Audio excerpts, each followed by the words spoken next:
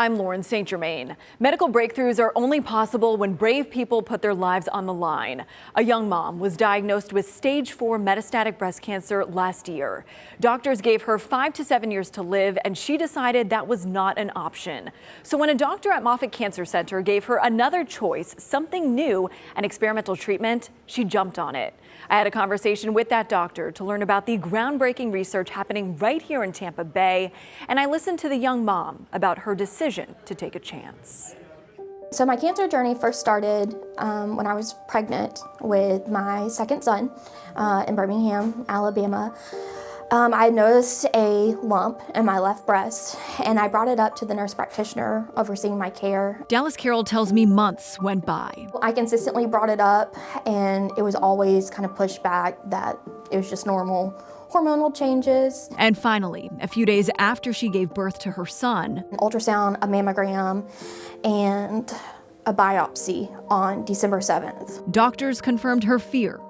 She has breast cancer. Then by December 17th, it was confirmed stage 4.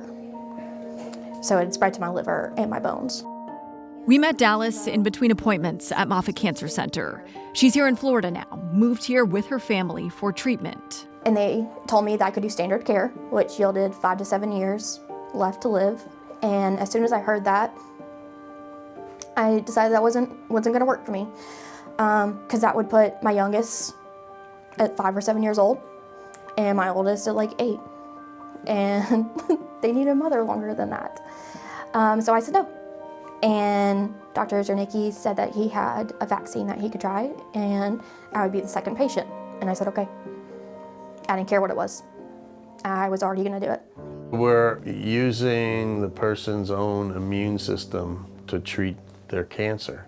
Dr. Brian Zernicki is the chair of the Department of Breast Oncology at Moffitt Cancer Center.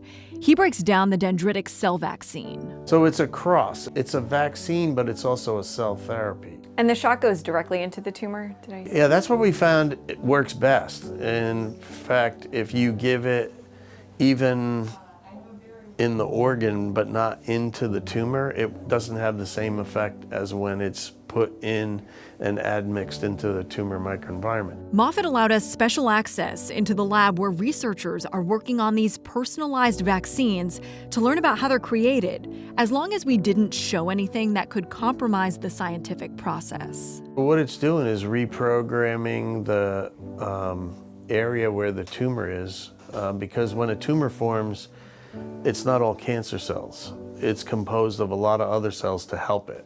Now those cells get reprogrammed to be anti-cancer, and when they get programmed that way, now they can go out to other places in the body and they're told, oh, anti-cancer, and we'll get rid of it wherever you see it.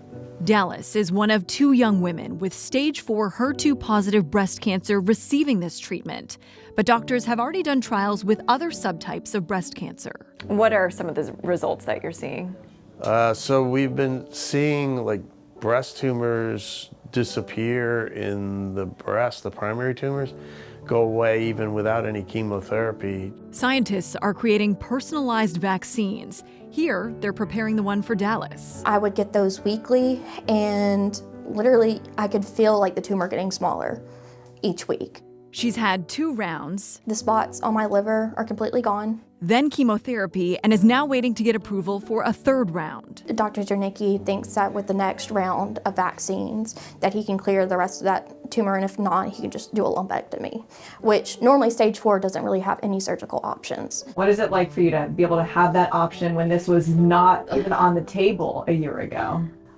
It's so surreal. Like, sometimes like I'm still like laying in bed with like my eyes wide open at night, and I'm like, what is my life?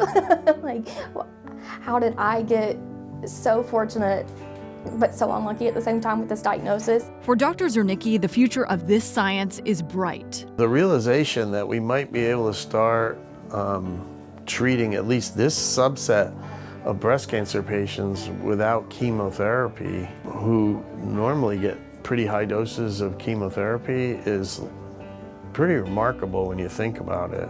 For Dallas, this is another step in her fight to be here for her family. And to be able to still be here with my kids, it's just all I want. I just really, really need to be here with them because they have a lot of people that love them. But I want to love them and take care of them. Another big part of Dallas's story is how she advocated for herself. She said something felt off, and she kept saying something was wrong until someone listened to her. And clearly she was right. She says you know your body best and find someone who will listen. In the studio, I'm Lauren St. Germain, ABC Action News.